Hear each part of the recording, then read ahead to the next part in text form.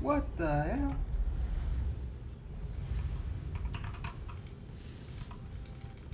Greetings.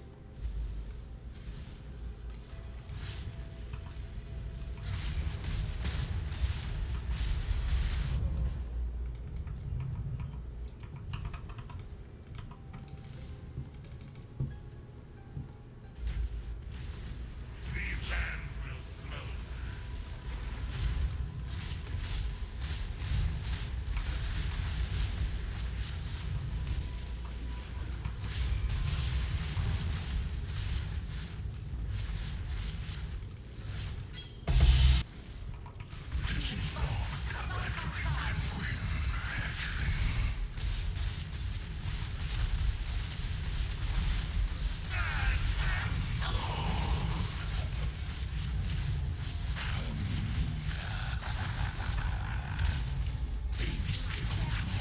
Energize the spears.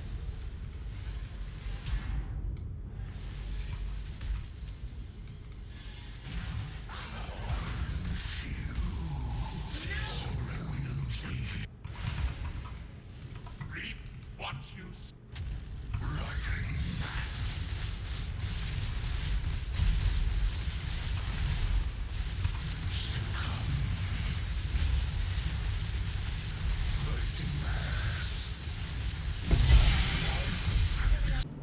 Welcome in, Exiles, and go ahead and hit that like and subscribe button if you're new to the channel. Let's get right into the video and welcome back. So we're taking a look at this build, which is Sweep. This is kind of a forgotten skill that nobody really plays anymore, and it doesn't even have an MTX for it, but it is a really fun skill. It has some really cool ways to scale. Now the thing is, it has a lot of attack damage and effectiveness of added damage, but the real big kicker on this is the quality affects the meters to radius, so it makes it really easy to scale AoE effect with Sweep to the point where you can actually get beyond full screen. And then if you do get a shrine that increases your AoE, I just don't know where it goes from there, but it's probably, you know, just even further beyond than the full screen. Now we do have several ways to play the build. So in the beginning of the video I kind of showcased different things that I did try with it. We tried T17s, we did some invitation bosses, some map bosses, and the big thing is it's a really fun, fast, and effective map blaster.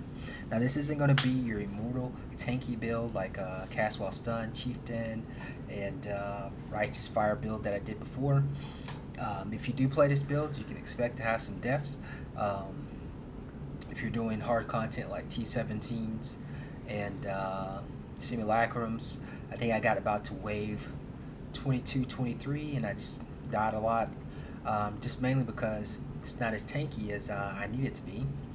And I'm not sure if I can get it even more tanky. I mean, we could, but we're losing a little bit more damage if we do go for a tanky route.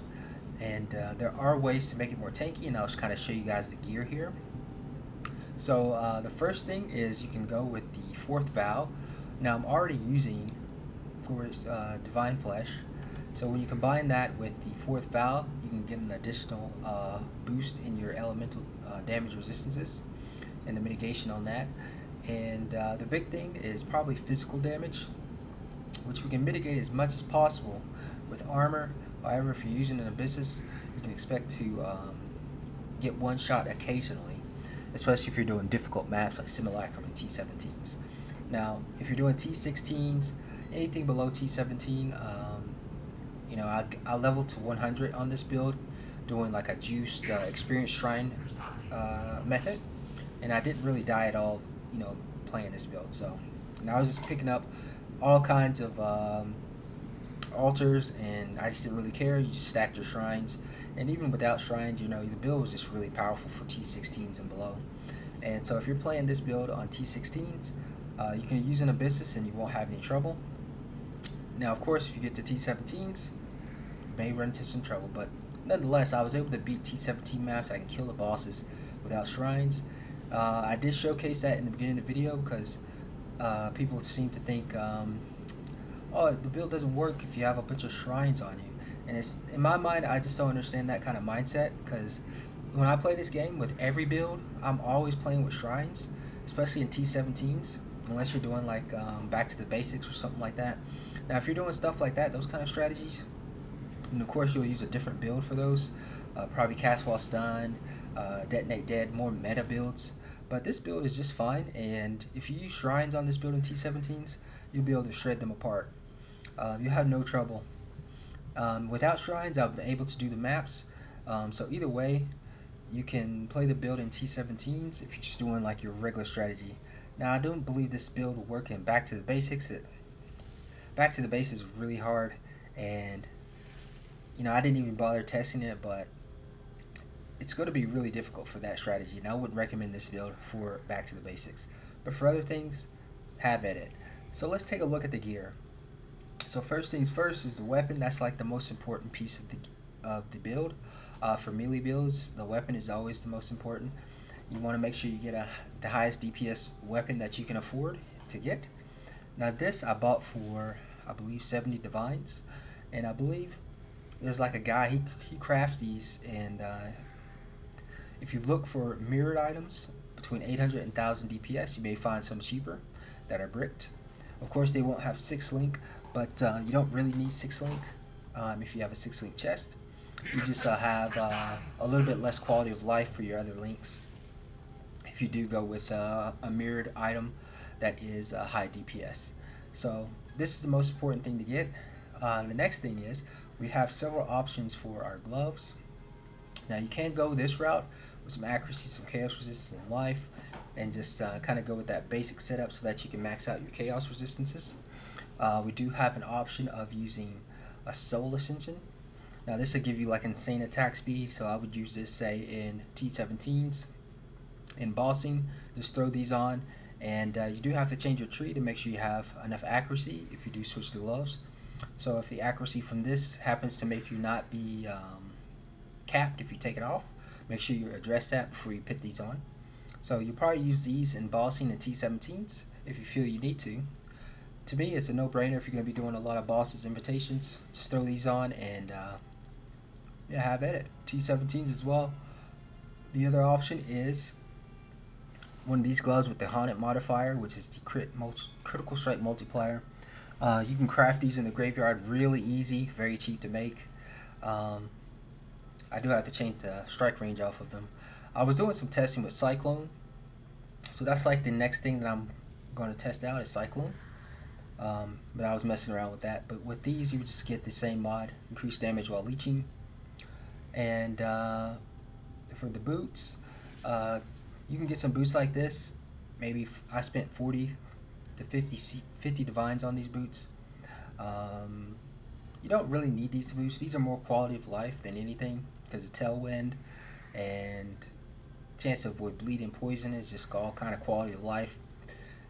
And it just makes you a lot faster in your mapping. But if you're doing the shrine method anyways, especially if you're just leveling up, you don't really need boots like this. You could probably get away with some relic caches or some rare boots with life, movement speed, and chaos resistance and whatnot. So you don't necessarily need these boots, but these are really fun to have because tailwind is pretty awesome. And you get a huge boost to your movement speed, so you'll be able to clear maps a lot faster. Next up is the ring. Now I couldn't afford a Helicio ring, but I did find this option, which is just slightly not as good, but it's pretty decent. Cogwork rings, and these are a lot cheaper to buy. And essences are a dime a dozen. You can get essences for so cheap, and you just essentially craft you up a nice little ring that fits your build style based on your resistance needs. But if you don't need the 20 all res, you can try to aim for more chaos resistance. You can just kind of roll it. Make sure you get global critical strike multiplier and maximum life. Those are really good, and you want to make sure you have a spot open for your total mana cost reduction. Next up is the Amulet. Now this is a really important piece. If you want to have the massive AoE effect, you're going to have to use the Ashes of the Stars. Now if you don't care about AoE effect and you don't mind losing a little bit of AoE that you would gain from the 29 quality, you could opt for a Defiance or an Utmost Amulet. And it's just really your preference if you want an Utmost to help you to to get more maximum resistances, maybe some spell suppression. It just depends on how you want to build the build out. You could go spell suppression helmet, gloves, and boots. You could use the utmost to cap out your spell suppression and get some insane attack speed. There's kind of some variations that you can use with this build. You could even use a simplex if you want to go the global critical strike multiplier. It just depends on how far into the build you want to invest into it. For me, I think the Ashes is the best in slot, mainly because the biggest point of the build is the AoE effect, just hitting almost the entire screen. Next up is the helmet, which is the Abyssus. Now this is a very risky helmet because it causes you to take 40% increased physical damage. So you want to make sure in POB, whenever you build with this build, if you decide to go spell suppression or change your boots and gloves and whatnot, you just want to make sure you have some decent physical damage taken resistances. So like your max fizz hit, you want to make sure that's pretty decently leveled. Generally, you won't have a lot of trouble with this helmet. On T17s, you'll probably notice the one-shots more often if you're not using any shrines. But it's a really fun helmet. I like the huge damage boost I get from it. I don't care about getting one-shot in T17s because I'm already level 100. So I just blast maps, T16, T17 with shrines, kill the bosses, get the loot, have fun. This gives me so much damage that I don't really want to take it off, but it's up to you. Next up is some options for the chest. Now the chest piece, like you have a lot of options for the body armor chest piece. Now this is really cool. If you go with this body armor, you don't need Assassin's Mark. You can opt for 2 curses since you get the apply additional curse. So I use Punishment and Vulnerability. And if you happen to use this chest instead, if you want to go for maximum AoE, you would just use Assassin's Mark, and you would just take out the double curses that you have in here. The other thing is you get some additional critical strike chance and some life, and it's overall a good chest. You could probably get these for pretty cheap on the trade website. There are some higher end budget chests that you could get. You could opt for physical damage reduction instead of the regenerate life, and it's just kind of based on what you want for the chest. Now most people are probably going to want to go with this chest because this is what I showed in the previous video where it's like full screen AoE. And let's go ahead and show you guys that real quick. Move this all over here. Pulverize. There we go.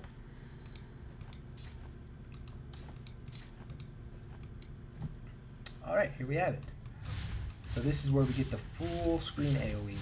And that's because you get some increased effect from this, and of course we get massive amounts of quality to pulverize, which increases our area effect.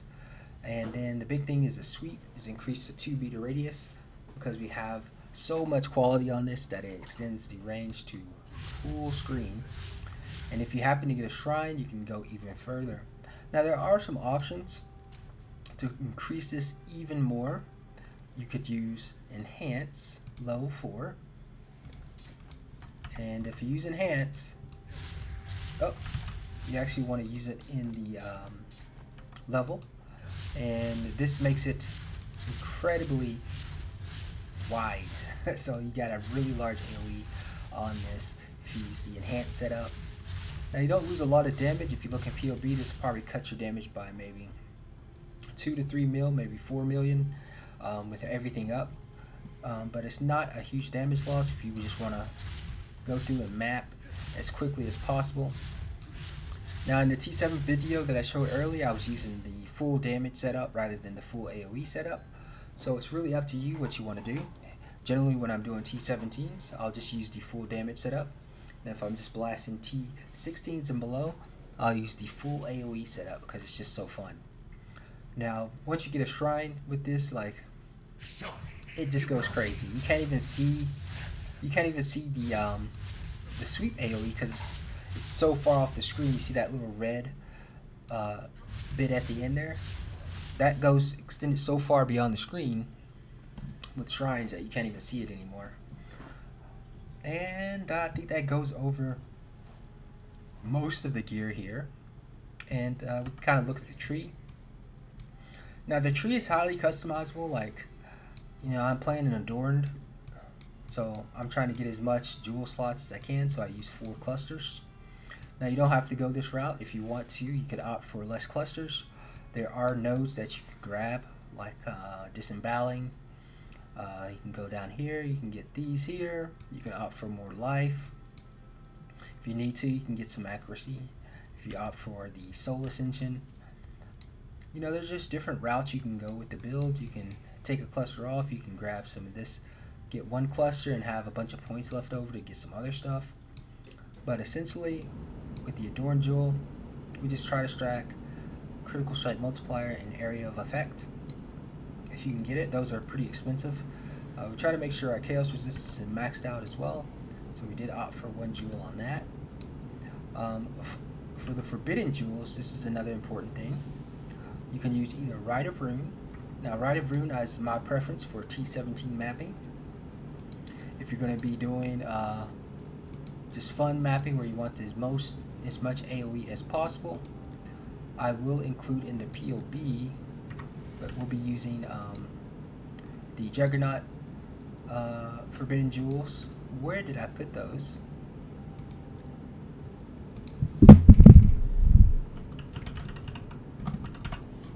So we'll be using the Juggernaut ones. That gives us AoE per endurance charge. I don't know where I put my... Okay, there. Unyielding. Yes, Unyielding.